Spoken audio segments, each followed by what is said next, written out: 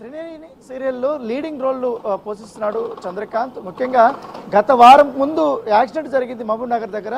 బెంగళూరు నుండి వచ్చేటప్పుడు అప్పుడు సీరియల్ యాక్టర్ అయినటువంటి పవిత్ర ఎవరైతే ఉన్నారో ఆమె కూడా ఆ ఒక కార్లో ఉంది. తనకు బాగా చంద్రకాంత్కి అప్పుడు లెఫ్ట్ హ్యాండ్ కానీ ఇవన్నీ కూడా బాగా ఫ్రాక్చర్ అయినటువంటి నేపథ్యం కనబడుతుంది. అప్పుడు తను స్పృహ కూడా తప్పిపోయినటువంటి పరిస్థితి కనబడుతుంది. పెద్ద యాక్సిడెంట్ కూడా అతను బయటపడ్డాడు. కానీ ఆ యాక్సిడెంట్లో పవిత్ర చనిపోయినటువంటి నేపథ్యం కనబడుతుంది. అప్పటి నుంచి కూడా దాదాపు వారం రోజులు అయిపోయింది.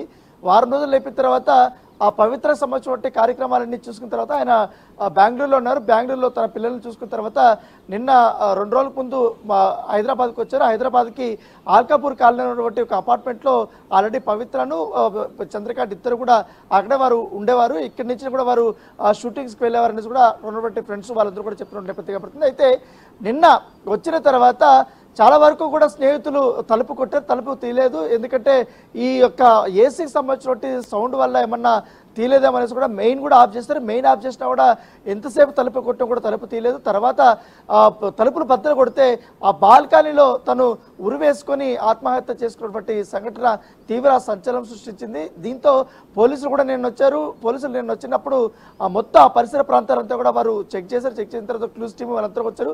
అతని ఆత్మహత్యకి గల కారణాలు ఏమై ఉంటాయనేసి కూడా పూర్తిసారి వాళ్ళు చెక్ చేసినటువంటి నేపథ్యం ఏర్పడుతుంది. అయితే తను గత వారం రోజుల నుంచి కూడా ఎప్పుడైతే పవిత్ర చనిపోయినప్పటి నుంచి కూడా ఇట్లా ఇన్స్టాగ్రామ్లో కానీ ఫేస్బుక్లో కానీ తను కొన్ని పోస్టులు పెడుతున్నారు. ఎందుకంటే తను చనిపోయినటువంటి వార్తను జీర్ణించుకోలేకపోతున్నాను, తనతో దిగినటువంటి ఫొటోస్ కానీ అవన్నీ కూడా అతను పోస్ట్ చేయడము, తర్వాత నువ్వు తిరిగిరా, నువ్వు లేకపోతే నేను ఉండలేకపోతున్నాను అనే పోస్ట్ కూడా పెట్టాడు. తర్వాత గతంలో తాను జిమ్కి వెళ్ళేటప్పుడు కానీ లేకపోతే ఎక్కడైనా బయటకు వెళ్ళేటప్పుడు కానీ చంద్రకాంత్ని పిలిచేటువంటి వీడియోస్ కానీ అవన్నీ కూడా తను పోస్ట్ చేసినటువంటి నేపథ్యం పడుతుంది.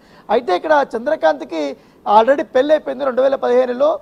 వారిద్దరు ఇప్పుడు ప్రస్తుతం దూరంగా ఉన్నారు. 2 పిల్లలు కూడా ఉన్నారు చంద్రకాంత్కి. అయితే పవిత్రకి కూడా ఎప్పుడో 16 ఏళ్ళకే పెళ్ళి అయిపోయింది. 22 ఏళ్ళ తర్వాత తను వాళ్ళ హస్బెండ్తో వేరుగా ఉంటుంది. వాళ్ళిద్దరు కూడా ఇప్పుడు కలిసి ఉండట్లేదు.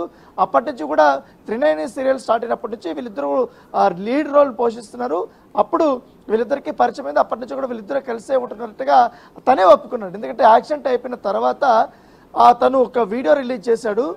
కొన్ని ఇంటర్వ్యూలో వీడియో రిలీజ్ చేసిన తర్వాత ఇక ఈ నెలలోనో వచ్చే నెలలోనో మేమిద్దరము మా రిలేషన్షిప్ గురించి అఫీషియల్గా కూడా మేము రివీల్ చేద్దాం అనుకున్నాం. అంతలోపల దేవుడు ఈ రకంగా చేశాడంటూ కూడా అతను బాధపడినటువంటి సందర్భం. ముఖ్యంగా వీళ్ళిద్దరూ ఇటు బెంగళూరు కానీ ఇటు హైదరాబాద్ కానీ రెండు, అటు కన్నడలో ఇటు తమిళ ఇటు తెలుగులో 2 సినిమాలు వారు సీరియల్స్లో కూడా వారు నటిస్తున్నారు. అయితే పవిత్ర మాత్రం మంచి ఫేమ్ తీసుకొచ్చింది. ఇట్లా బెంగళూరులో కానీ ఇవన్నీ కూడా ఇట్లా తెలుగులో కూడా మంచి ఫేమ్ వచ్చినటువంటి నేపథ్యం. ప్రస్తుతం చంద్రకాంత్ సంబంధించినటువంటి డెడ్ బాడీ ఈ ఉస్మానియా మార్చిలోకి తీసుకొని వచ్చారు. కొద్దిసేపట్లో వాళ్ళ ఫ్రెండ్స్ కానీ వాళ్ళ బంధువులు కానీ అందరూ రాబోతున్నట్టుగా మనకు సమాచారం అవుతుంది. ఎందుకంటే ఒక వార వ్యవధిలోనే 2 బుల్లితెర సంబంధించిన నటీనటులు ఇలా చనిపోవడం అనేది బాధాకరం అంటూ కూడా ఇప్పటికే బుల్లితెర నటీనటులు కొంతమంది వారితో ఉన్నటువంటి అనుబంధంతో వారు చెప్తున్నటువంటి నేపథ్యం అయితే కనపడుతుంది. ఎందుకంటే చంద్రకాంత్ గత వారం నుంచి తీవ్ర డిప్రెషన్ లో ఉన్నట్టుగా మనకు సమాచారం అవుతుంది. ఎప్పుడైతే వారు బెంగళూరు నుంచి బయలుదేరారు కారులో, ఆ కారులో పవిత్రకు సంబంధించిన వారి సిస్టరు, వాళ్ళ పిల్లలు, ఈ చంద్రకాంత్ అందరూ కూడా ఒకటే కారులో ఉన్నారు. కాకపోతే ముందు ఫస్ట్ పవిత్ర వెనకాల కూర్చోనింది కారులో.